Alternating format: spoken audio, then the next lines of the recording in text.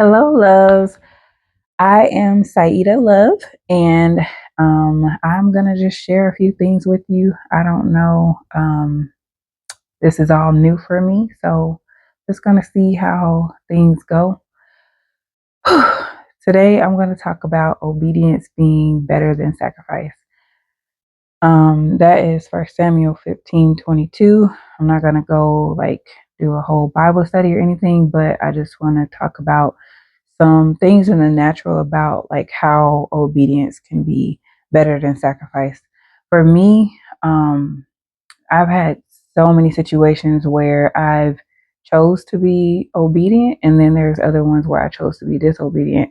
And some of the things I've learned, I mean, of course, they always say obedience is better than sacrifice, but it really is.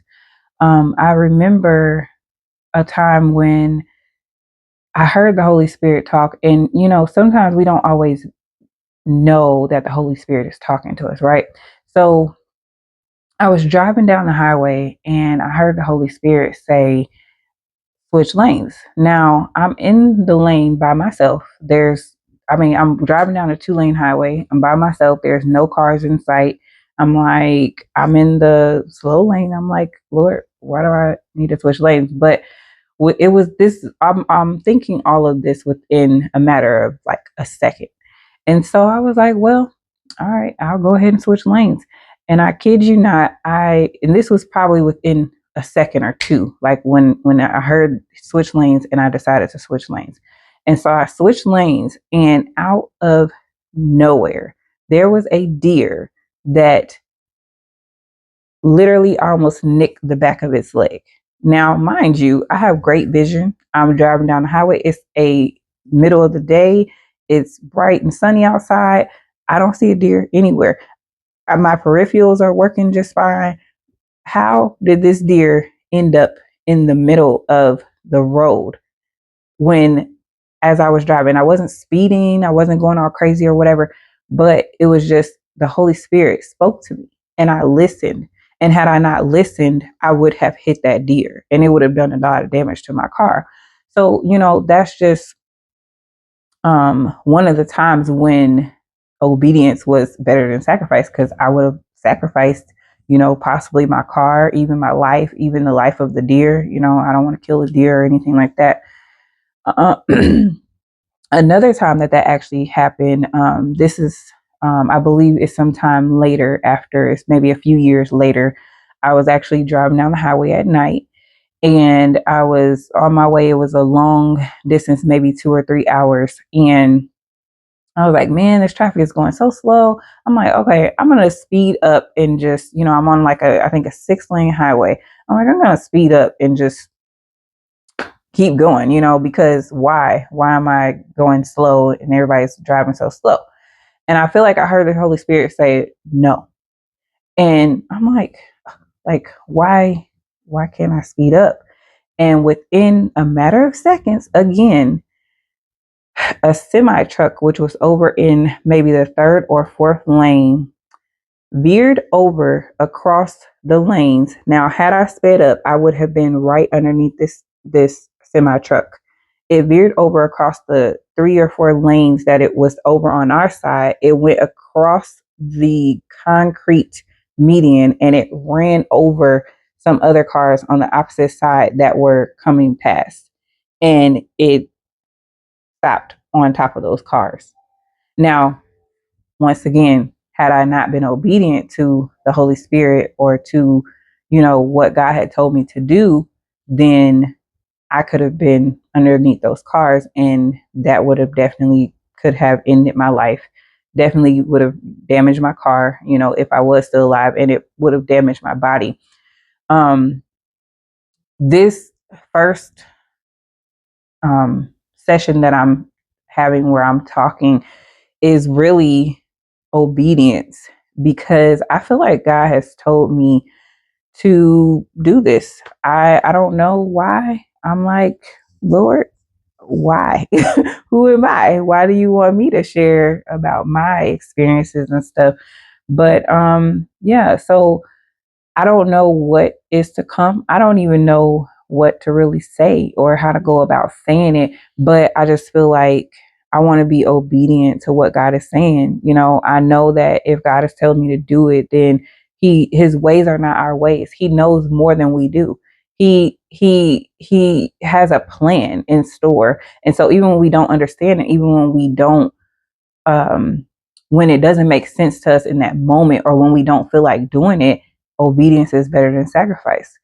I actually have another situation, and this situation is not necessarily, it is a good situation, but it's it show so disobedience, or actually let me tell about this other one first. So another time where I had to be obedient was I was staying with someone. It was a work type situation. And so I was staying with this particular person, and with my work, I am a flight attendant, and so we stay in something called a crash pad a lot of times.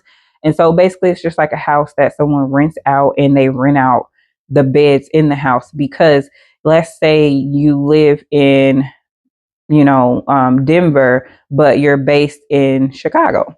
So then if you already own a house in Denver, then you're not going to always be able to move to Chicago. So then they rent out their home, and they allow you to rent a bed. And it's usually someone who works for the airlines. In this case, it was not someone who works for the airlines. So anyway, I was renting a bed at this particular place, and things begin to get a little hostile. Not necessarily anything I did per se. Sometimes you know how like the people can detect like the spirit, like the enemy doesn't like the spirit of God. And I'm not saying I was like so holy or anything, but there was some discrepancies in a couple things in like the lease, and there was just we were being told one price one day and then another day being told another price, or we were being told that we would be able to have this particular space and then the next time we are not able to have that particular space. So it was just a lot of discrepancies going on from the owner of the place that we were staying. And so, you know, he wanted us to sign a contract, and I was like, I was praying on it. I'm like, and I read the contract and I was like, wait a minute, I'm not signing this contract because it's not good. It's not a good contract. The things that are in the contract are not good. And so I was like, just praying on. I'm like, Lord, should I just sign it? Like, am I just being, insubordinate? Like, am I just causing problems? Like, I don't want to cause any problems. Can I just sign it and just, be done with this situation and everybody can be happy? And I heard God say, no, don't sign it. And I'm like, okay. So for a few days, I refused to sign it. Other people who were there were trying to get me to sign it. The house manager was trying to get me to sign it. He was trying to get me to sign it. And I'm like, I'm not signing that because legally it does not cover me in the case of an accident. There was just a lot of things in the contract that I was like, I'm not signing that. You want me to sign over my life and basically say that if anything happens to me, then you're not responsible, but you're doing things that can cause something to happen to any one of us.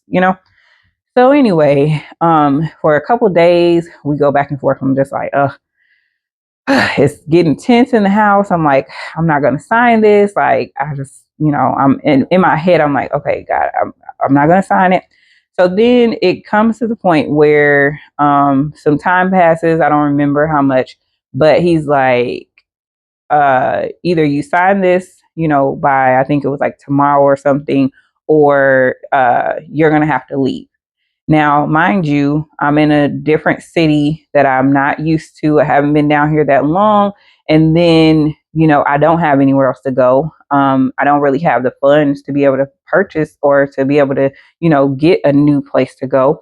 And especially within like a short amount of time, if you would have stayed like the next day or something. And I also have to work. So, as a flight attendant, we have a lot of luggage and stuff we have to carry, right? So I'm like, ooh, like if he puts me out, what am I gonna do? So I'm just like, okay, I'm just going to trust you, Lord. I'm not going to sign it. So I don't sign it. And actually, I think he sent me a message that night before all this happened. Now, I was on my way to a conference. It was a faith-based conference. And I was on my way to the conference the next morning. And so I heard the Holy Spirit say, don't sign it and don't answer. Don't say anything. Because I was just going to tell him, okay, fine, I'll sign it. Like, I'm just tired of going through this, like, whatever. But I heard him say, don't say anything. And I'm like, oh, God, like, it's getting tense. Like, everybody's upset with me. I don't know what to do. Like, I just, I'm like, okay, fine. I'm not going to answer. So I went to sleep and I woke up and I went to the conference and it was like early. So I left and I went to the conference. And while I'm at the conference, praising the Lord, I'm learning all this great information and all of this stuff. And I get a text message from the owner, and he's like, I don't even remember exactly what the text message said, but basically it was basically saying you have to move out. Like, you're evicted. You don't want to listen, and you're evicted. And I'm like, I'm sitting here at the conference like, wait a minute now. I'm like, Lord, you told me not to answer. You told me not to sign it. Like, how you gonna let me get kicked out? And I ain't got nowhere to go. So as I'm like, I don't even answer to that because I'm just like, I don't know what to say, for one. And then for two, I'm just like, let me just pray and let me just sit and wait. God said, don't answer. I'm not going to answer. So the conference is like, I don't know, 9 to like 5 or 6 or something that day. So throughout the time, I'm praising, I'm listening to all this stuff. And I had actually wrote out what I was going to say the night before, but God told me not to send it, but I kept the message there, right? So I was going to tell him, like, that I was going to agree to sign.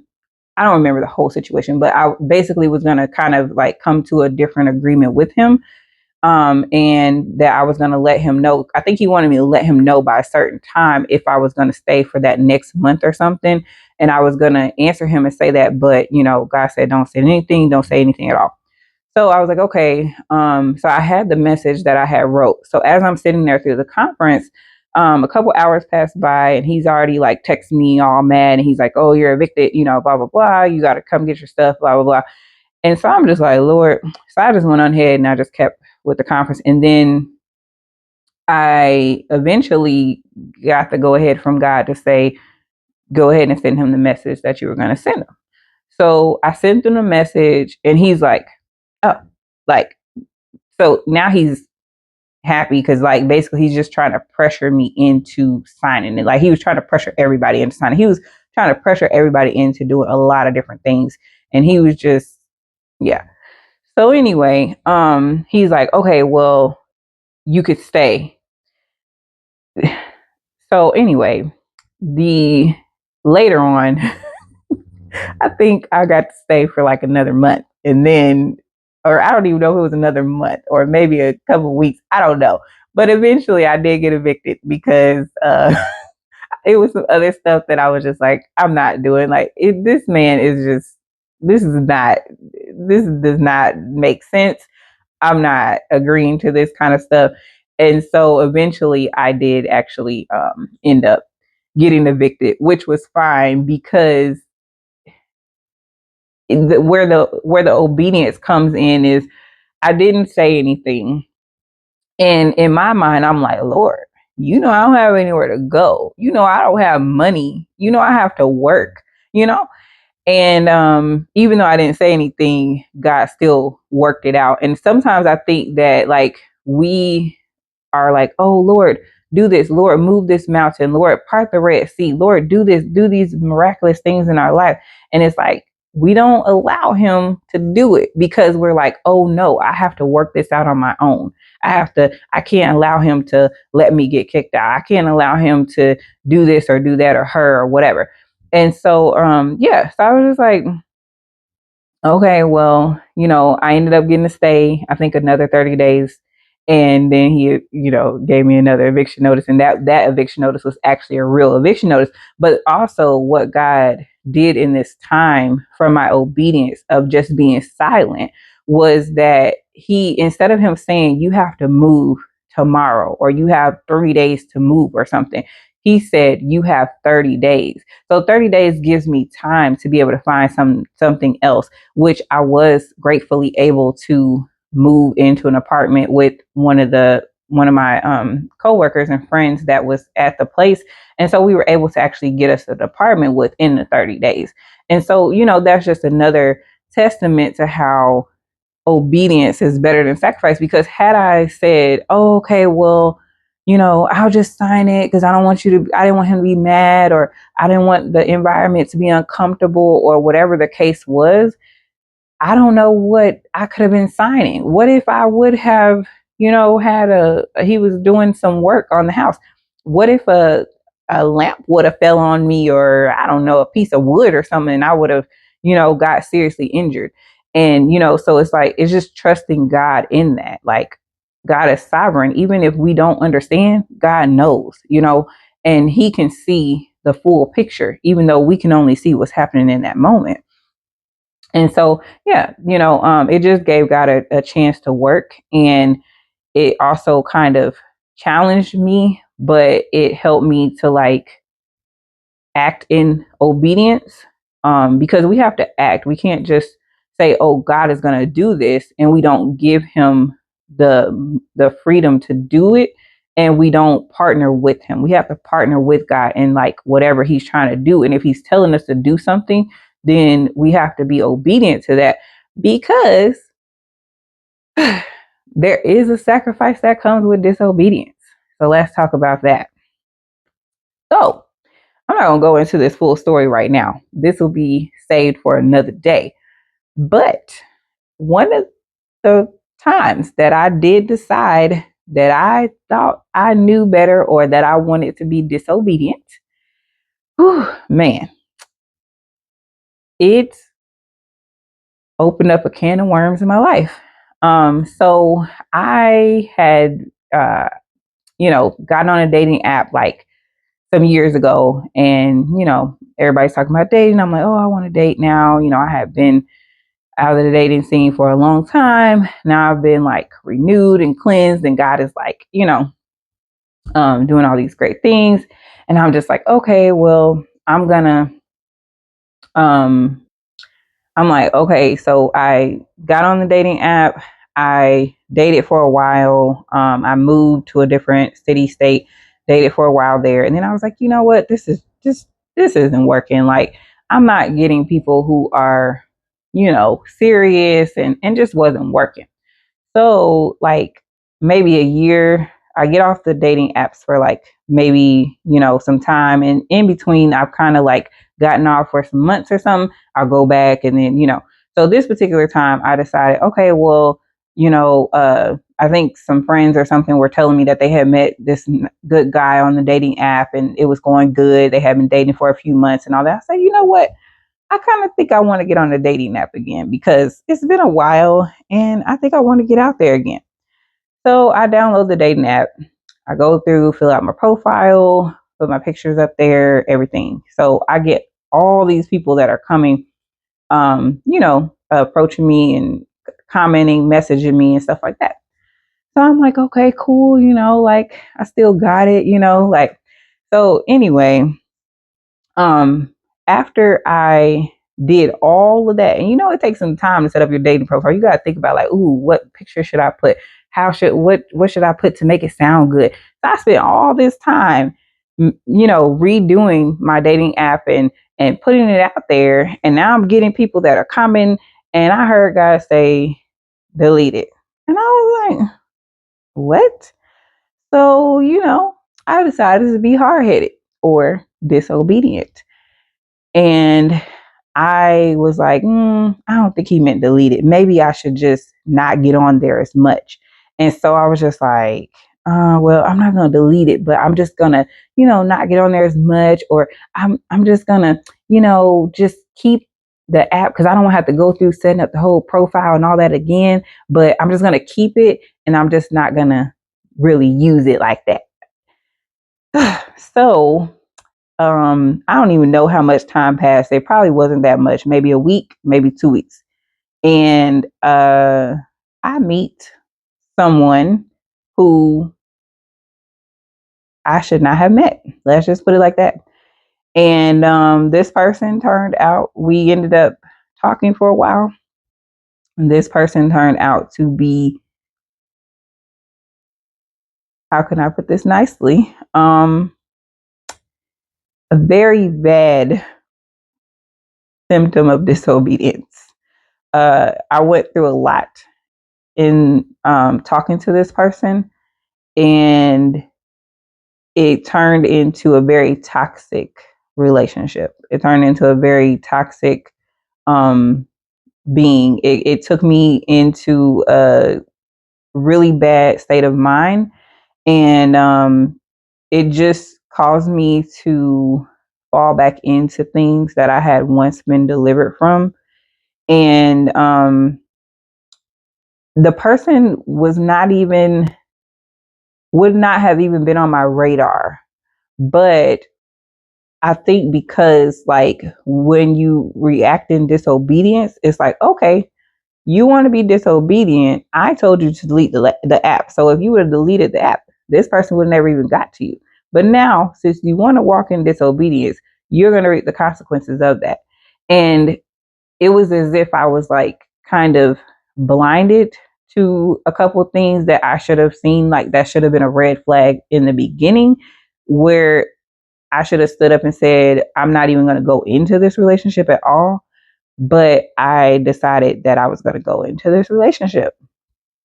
And this person turned out to be one of the worst relationships that I have had. It caused me a lot of pain, a lot of a lot of tears, a lot of stress, and a lot of unhappiness, and a lot of things that I should have never went through, that God was trying to protect me from, had I just been obedient to what he was saying. And you know,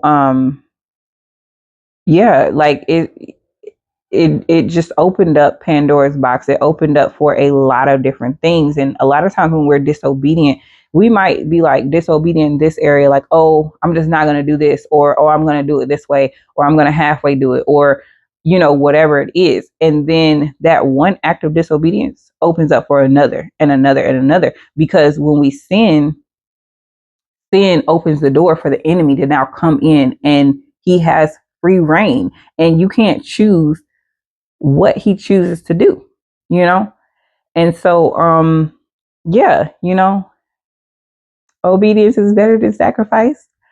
I definitely learned a lesson, but I definitely set myself back in some ways. And I also caused myself unnecessary pain just from a simple act of disobedience, or what we think is a simple act of disobedience. So, you know, when God tells you to do something, even if you don't understand, even if you don't want to, even if you are looking at the situation like, whoa, God, wait, this is what it looks like. This doesn't make sense. Just do whatever God is telling you, because you have to always remember he sees the bigger picture. All we can see is what's in front of us and what's right around us. We can't see the car that might be down the street that could end up hitting us in a mile from now. We can't see the disaster that could be awaiting us if we choose to go down this path. So, obedience is better than sacrifice. So definitely listen to what God has to say. Move when he tells you to move. Stop when he tells you to stop. And, just remember, like, even there were some good situations, but there's also like some bad situations that can come from it, and at the end of the day, the enemy comes to kill, steal, and destroy. So in all of these situations, it could have been something where it could have killed, steal, or destroyed me or parts of my life. And so don't allow the enemy to kill, steal, destroy you or parts of your life because you choose to go your own way and be disobedient, because there are consequences. There is a sacrifice. Whether you choose to be obedient, there's a sacrifice, because even in being obedient, you have to give up something. You have to give up, like, let's say, if God says, don't drink, and, you're like, okay, well, okay, I'm not going to drink. And you decided to follow God and you're like, okay, I'm not going to drink. You're giving up that drink. You might like to drink. You like, oh, it's a party. I just want to be social. I just want to have a drink. But what if that drink was going to lead you into an accident down the street? That one drink. What if that drink was going to lead you to, alcoholism? So even we have to give up things that we like sometimes, in obedience.